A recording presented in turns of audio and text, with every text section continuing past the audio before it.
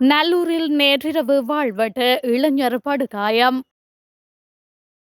துப்பாக்கி சூடு கொலைகளுக்கு பின்னால் படையினர், வெளிவரும் அதிர்ச்சி தகவல்கள். அனுரரசை கவிழ்க்க பேரிஸ் வீட்டில் சூழ்ச்சி, மனோ கணேசன் வெளியிட்ட தகவல். கொலைநடுக்கத்தில் முன்னாள் அமைச்சர்கள், எம்பிக்கள், நாடாளுமன்றத்திற்கே வந்த லஞ்ச ஒழிப்பு அதிகாரிகள். வெள்ளையான் விசாரணை வலையில் சிக்கிய மேலும் பல துப்பாக்கிதாரிகள். நிதி மோசடி 8 மணி நேரம் துருவி துருவி விசாரிக்கப்பட்ட ஐக்கிய தேசிய கட்சி தலைவர். தென்பகுதியில் சிக்கிய ஆயுத களஞ்சிய சாலை. குற்றச்செயல்களை கட்டுப்படுத்துவதற்கு புதிய சட்டம் அவசியம், புதிய போலீஸ் மா அதிபர் வெளிப்படை.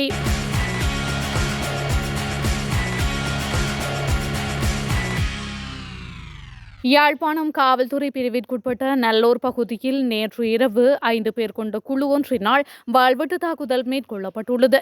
இந்த தாக்குதலில் இளைஞன் படுகாயமடைந்த நிலையில் யாழ்ப்பாணம் போதனா வைத்தியசாலையில் அனுமதிக்கப்பட்டுள்ளார். இச்சம்பவத்துடன் தொடர்புடைய 5 சந்தேக நபர்கள் யாழ்ப்பாணம் காவல்துறையினரால் கைது செய்யப்பட்டுள்ளனர். இந்த சம்பவம் தொடர்பான மேலதிக விசாரணைகளை யாழ்ப்பாணம் காவல்துறையினர் மேற்கொண்டு வருகின்றனர். சம்பவம் தொடர்பில் மேலும் தெரிய வருவதாவது: நல்லூர் அணின் கார்த்திகை திருவிழா நேற்றைய தினம் சனிக்கிழமை நடைபெற்ற நிலையில் ஆலயத்திற்கு பெருமளவான பக்தர்கள் வருகை தந்திருந்தனர். இந்த நிலையில் வன்முறை கும்பல் ஒன்று நல்லூர் ஆலய பின் வீதியில் அமைந்துள்ள வீதி தடிக்கு அருகாமையில் உள்ள அரசடி பகுதியில் பெருமளவான மக்கள் கூட்டத்தின் மத்தியில் இளைஞன் மீது வாள்வெட்டு தாக்குதலை மேற்கொண்டுள்ளது. தாக்குதலில் காயமடைந்த இளைஞன் தனது உயிரை காப்பாற்றிக் கொள்ள வீதி தடுக்கை தாண்டி நல்லூர் ஆலய சூழலை நோக்கி தப்பியோடிய போதும் தாக்குதலாளிகள் வாளுடன் இளைஞனை துரத்தி சென்று தாக்குதல் நடாத்த முற்பட்ட நிலையில் ஆலய சூழலில் பாதுகாப்பு கடமையில் நின்ற காவல்துறையினர் விரைந்து செயல்பட்டு தாக்குதலாளிகள் 5 கைது செய்துள்ளனர். அதேவேளை தாக்குதலில் காயமடைந்த இளைஞனை மீட்டு நோயாளர் காவு வண்டியில் யாழ் போதனா வைத்தியசாலைக்கு அனுப்பி வைத்தனர்.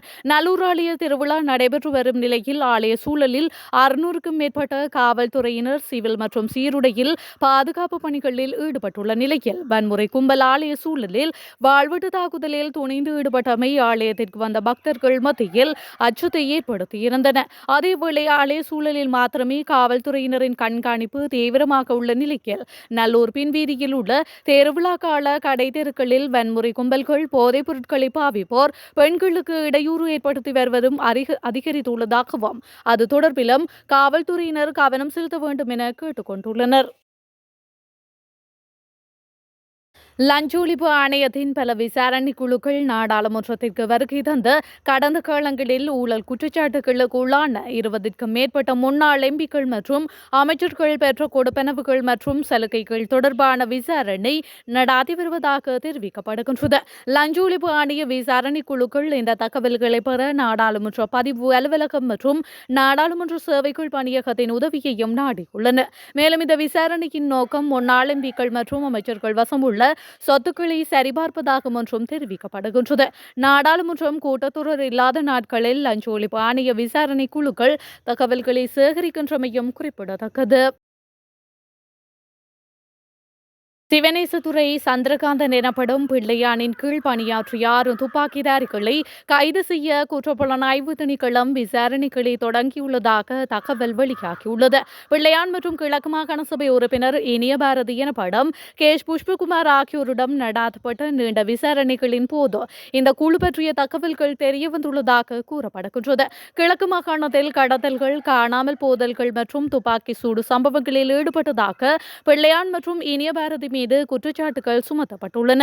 அதன் அடிப்படையில் இவர்கள் இருவரும் வெளிப்படுத்திய தகவல்களின் அடிப்படையில் துப்பாக்கி சூட்டில் ஈடுபட்ட 2 நபர்கள் கடந்த வாரம் மட்டக்களப்பிலும் கொழும்பின் கெசல்வத்தையிலும் கைது செய்யப்பட்டனர். இவ்வாறானதொரு பின்னணியில் 2007 தொடக்கம் 2008 காலகட்டத்தில் பிள்ளையானின் தலைமையிலான ஆயுத குழு மட்டக்களப்பு மாவட்டம் மற்றும் கிழக்கு மாகாணத்தில் அரசியல்வாதிகள், அரசு அதிகாரிகள் மற்றும் பொதுமக்களின் ஏராளமான கொலைகள், கடத்தல்கள் மற்றும் காணாமல் போதல்களை செய்ததாக கண்டறியப்பட்டுள்ளதாக குற்றப்புலனாய்வு வட்டார தகவல்கள் தெரிவிக்கின்றன. எதிரணிகளை ஒன்றிணைப்பதானது ஆட்சியை கவிழ்ப்பதற்குரிய சூழ்ச்சியல்ல. இந்த அரசாங்கம் 5 வருடங்களுக்கு பதவியில் இருக்க வேண்டும் என்று தமிழ் முற்போக்கு கூட்டணியின் தலைவர் மனோ கணேசன் தெரிவித்துள்ளார். எதிரணிகளை பிரதிநிதித்துவப்படுத்தும் அரசியல் கட்சிகளின் தலைவர்கள் மற்றும் பிரதிநிதிகள் முன்னாள் அமைச்சர் பேராசிரியர் GL பீரிஸின் வீட்டில் நேற்று முன்தினம் இரவு சந்திப்பு நடத்தினர். மேற்படி சந்திப்பு குறித்து ஊடகங்களிடம் கருத்து வெளியிடுகையிலேயே மனோ கணேசன் இவ்வாறு கூறியுள்ளார். இது எதிரணி கூட்டணி அல்ல, எதிரணியை ஒன்றிணைப்பதற்குரிய பொது மேடையை அமைக்கும் முயற்சியாகும். GL பீரிஸ் தலைவர் அல்லர், இப்பணியை முன்னெடுப்பதற்குரிய ஏற்பாட்டாளர் அவர். விரைவில் எதிர்க்கட்சி தலைவரையும் சந்திக்க உள்ளோம். ஆட்சி கவிழ்ப்பு சூழ்ச்சி நடப்பதாக ஜனாதிபதி குறிப்பிடுகின்றார். நாம் அவ்வாறு சூழ்ச்சி செய்யவில்லை. இந்த அரசாங்கம் 5 வருடங்கள் இருக்க வேண்டும். அதன் பின்னர் தேர்தல் நடாத்தி மக்கள் ஆணை வழங்கினால் பதவியில் மீண்டும் இருக்கலாம். தேர்தல் மூலம் மாத்திரமே நாம் ஆட்சியை மாற்ற முற்படுவோம் என்று அவர் மேலும் தெரிவித்துள்ளார்.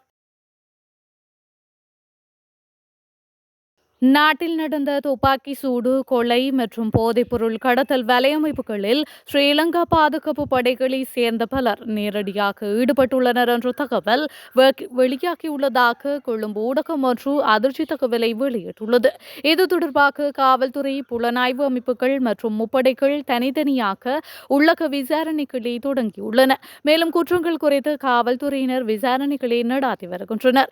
இந்த பாதுகாப்பு படை உறுப்பினர்கள் துப்பாக்கி சூடுகளில் பங்கேற்றது, குற்றவியல் குழுக்களுக்கு துப்பாக்கிகளை வழங்கியது, போதைப்பொருள் மற்றும் துப்பாக்கிகளை கடத்தியது போன்ற குற்றச்சாட்டுகளுக்கு உள்ளாகியுள்ளனர்.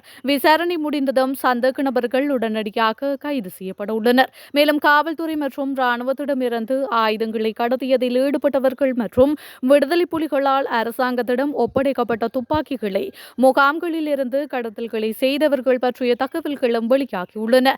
சமீபத்தில் நடந்த பல குற்றங்களுக்கு தகவல்களை வழங்குவதில் ஈடுபட்ட பல பாதுகாப்பு படையினர் பற்றிய தகவல்களும் கிடைத்துள்ளன என அதில் மேலும் குறிப்பிடப்படுகின்றது.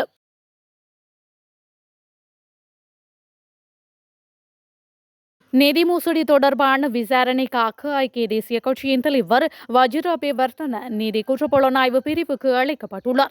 அறிக்கைகளின்படி அபேவர்த்தனவை புலனாய்வாளர்கள் கிட்டத்தட்ட 8 மணி நேரம் துருவி விசாரணைகளை நடாத்தியுள்ளனர். நிதி முறைகேடு குற்றச்சாட்டுகள் தொடர்பாக முன்னாள் ராணுவ தளபதி உட்பட 28 அரசியல்வாதிகள் மீது FCID விசாரணைகளை தொடங்கியுள்ளது. அண்மைய சில நாட்களாக பல்வேறு மோசடிகள் தொடர்பாக அரசியல்வாதிகள் மற்றும் அரசு அதிகாரிகள் மீதான விசாரணைகள் தீவிரம் பெற்றுள்ளமையும் குறிப்பிடத்தக்கது.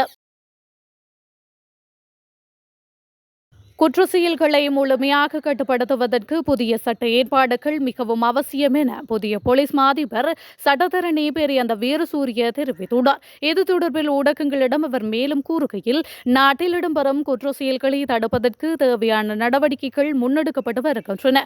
தலைமுறைவாகியிருந்த 11 குற்றவாளிகள் நாட்டுக்கு கொண்டுவரப்பட்டு சிறை வைக்கப்பட்டுள்ளனர். குற்ற செயல்களை தடுக்கும் குற்ற குழுக்களை ஒடுக்கும் வேலை திட்டத்தை தற்போதுள்ள சாதாரண சட்டத்தின் பிரகாரம் முழுமையாக முன்னெடுக்க முடியும். இது பற்றி ஜனாதிபதி, நீதி அமைச்சர் மற்றும் பொதுமக்கள் பாதுகாப்பு அமைச்சருக்கு தெரியப்படுத்தியுள்ளார். பாதாள உலகக்குழு நடவடிக்கைகளை ஒடுக்கும் நோக்கில் மேற்கொள்ளப்படும் சுற்றிவளைப்பு நடவடிக்கையில் காவல்துறையினரால் தென்பகுதியில் துப்பாக்கிகளும் அவற்றுக்குரிய மேகசின்களும் கண்டுபிடிக்கப்பட்டுள்ளன. மெனுவாங்குடி காவல்துறை பிரிவிலேயே சட்டவிரோத துப்பாக்கிகள் உள்ளிட்ட ஆயுதங்கள் நேற்று கைப்பற்றப்பட்டுள்ளன. இதன்போது T56 துப்பாக்கி, T56 துப்பாக்கிக்கான மேகசின், T56 தோட்டாக்கள், பிஸ்டல் துப்பாக்கிகள், அதற்குரிய மேகசின், 2.5 மில்லிமீட்டர் தோட்டாக்கள், 9 மில்லிமீட்டர் தோட்டாக்கள், 2 துப்பாக்கி மாதிரிகள், 3 வாள்கள் மற்றும் 2 கத்திகள் உள்ளிட்ட ஏராளமான ஆயுதங்கள் காவல்துறையினரால் கைப்பற்றப்பட்டன.